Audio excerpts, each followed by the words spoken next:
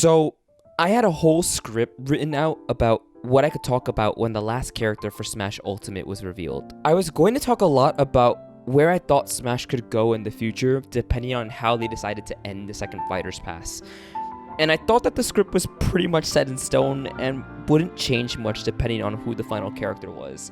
And man, was I wrong. So here I am, throwing what I had to decide and redoing it all, because I think this final reveal brought up way more thoughts into my head than I initially anticipated. As a longtime fan of the series, the ride that was Smash Ultimate's entire existence, from announcement to release to where we are now, has been nothing short of honestly insane. But for a while now, I think it's been pretty easy to take this game for granted. After 3 whole years of constant talk and discussion, a lot of people got to the point of feeling fatigued and wanting to move on. But for me, I was on the opposite side, and I honestly wasn't ready for it all to really come to an end. I had grown up playing every game in the series, with Smash 64 being one of the first games I've ever played, but it was around Smash 4 that was the first time where I was actively engaged in the build-up of a new Smash game coming out, and it was honestly one of the most exciting experiences I've ever had with a game. Smash 4 was when Nintendo started making a way bigger deal of character reveals, and that started to actively form this level of community engagement and participation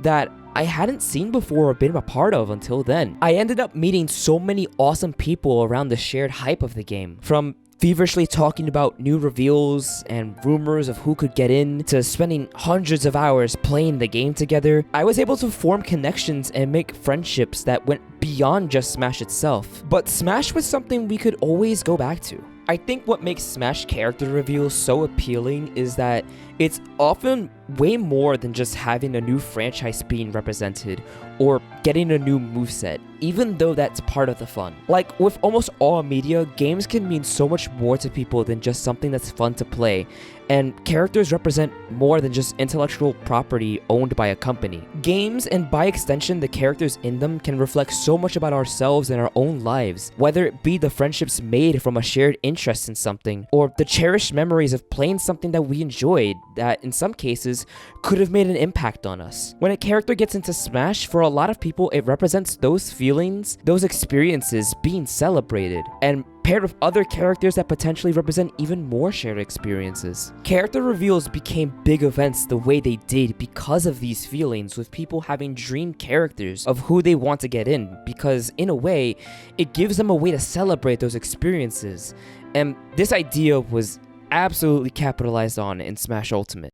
Ultimate is in every sense an absolute love letter to gaming as a whole, and it's really when the levels of energy and excitement around the series reached an apex. It's part of the reason why that everyone is here moment was so special, because every character is someone's favorite character that people have positive experiences attached to, and the reveal of every single character coming back was a rare moment of virtually everyone being overjoyed. For me, seeing characters like Pichu and Young Link that I never would have even imagined to have been able to come back brought back memories of me playing Melee at my uncle's house with my family, being enamored by games for the first time, and how I connected with my family at the time through it. Seeing them all again in a game together for the first time in years felt really special, because it was like all of those memories coming back. This only continued as the game revealed more characters, and with a lot of Ultimate's newcomers, it felt as if dreams were constantly coming true for so many people, and the game started to become more of a celebration of gaming as a whole. So many characters that people thought would never be a possibility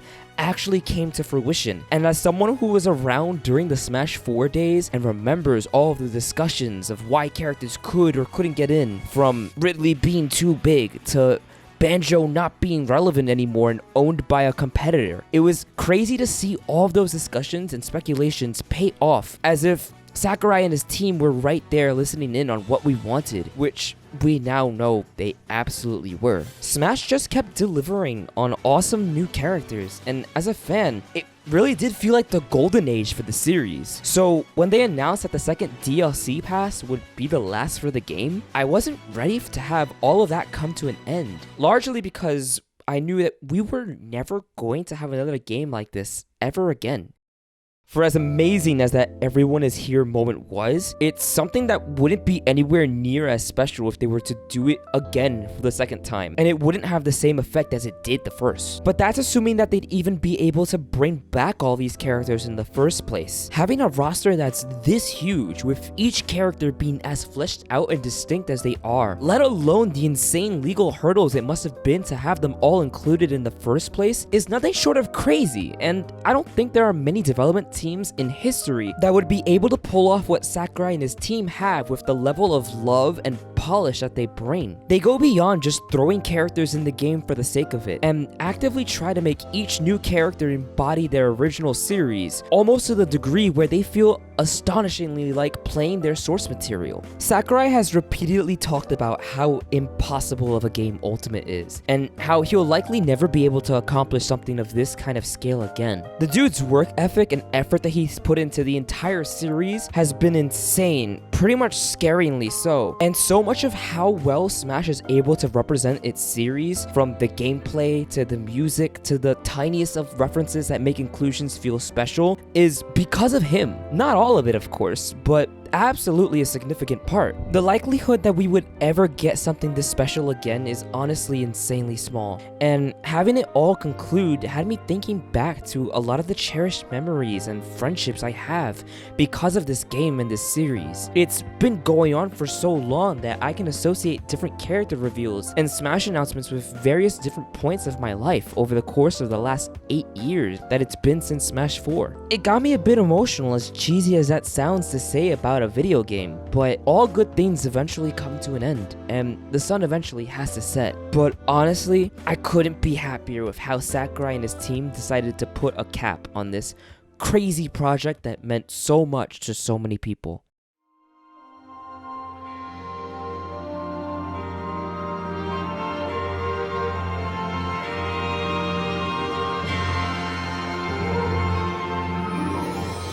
We've seen Smash do what people once thought was impossible plenty of times before, with characters like Cloud, Joker, and Banjo. But I don't think it's that much of a stretch to say that Sora was the impossible pick. Pretty much the only rule that Smash has is that in order for a character to get in, they have to originate from a video game. And not only has Square Enix, the developers of Kingdom Hearts, have had a rocky history of how much they've been willing to play ball with how their characters are represented in Smash, but Kingdom Hearts is co-owned by Disney. And so much of Sora's identity is intrinsically tied with a company that's beyond the scope of video games and infamous for having a monstrous stranglehold on all of their intellectual property. Disney is so hard to work with that not even Square themselves want to deal with incorporating Kingdom Hearts into other stuff outside of the series. But despite all of that, Sora has been one of the most requested characters of all time, because Kingdom Hearts as a series has meant so much to countless people. For years, every single time there was a character announcement or a build-up to a Smash announcement, Sora was almost always trending on social media and consistently at the top of fan polls for people's most wanted newcomers. In a way, Sora kind of represented every rule or impossibility for a character getting into Smash being broken at once. He's a non-Nintendo owned character whose original series is more associated with competing hardware, and to top it all off, so much of his DNA is tied with a company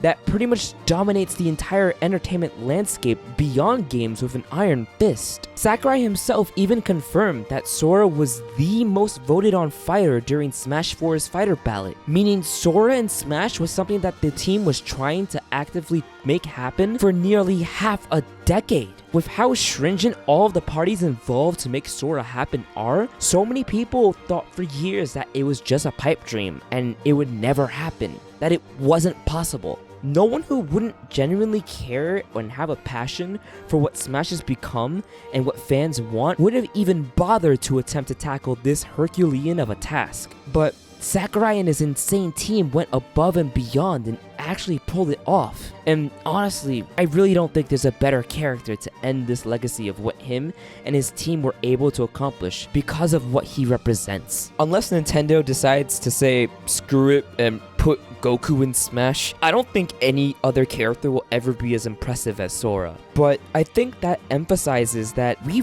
really are never getting another game like Smash Ultimate. This roster is insane. It practically looks like a fake fan-made character select screen from 2009. This absolutely feels like it's going to be Sakurai's last game in the series with him as a director, and without him, it's almost a guarantee that none of this is going to be able to happen again, with how much of a fight it must have been to get some characters included. If another Smash game were going to come out, Sora and most likely a ton of other characters in the roster are going to get cut, and whatever Smash ends up becoming in the future is going to have to be something different to make up for that. Thinking about what that could be is absolutely exciting, but now that Ultimate's development is finally finished, I think we can fully appreciate what Sakurai and his team were able to accomplish. What started as a simple game about Nintendo characters fighting together has spiraled into a series that celebrates almost everything about gaming as a whole. And by bringing together so many characters from across so many different series, franchises, and developers, Smash was able to foster such a huge community of fans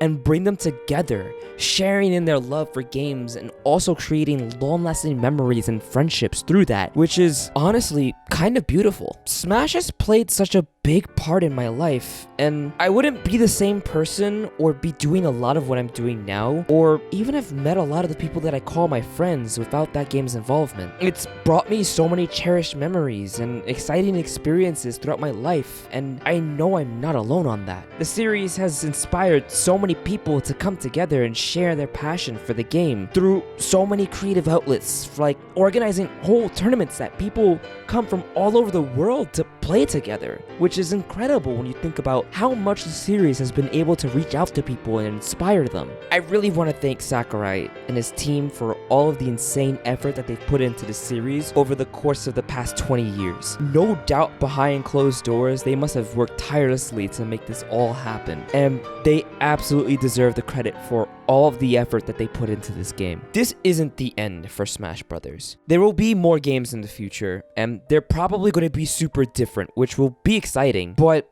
I'm pretty sure that years down the line, when we're playing whatever may come next, we'll always be looking back at how absolutely crazy and incredible Ultimate was. We'll remember all the times we got over the moon excited for character reveals, the times we spent trash talking each other while playing, the times we made new friends from finding out that someone played the game and talking about what their favorite character was. We'll remember all of these times and more, and the memories from this ongoing ride will stick with some of us for the rest of our lives. And for some, these positive experiences will play a part in shaping us into who we are. And I think for a game to be able to do that is both incredibly rare and genuinely special. So thank you, Sakurai. Here's to you taking the world's longest break, because you absolutely earned it.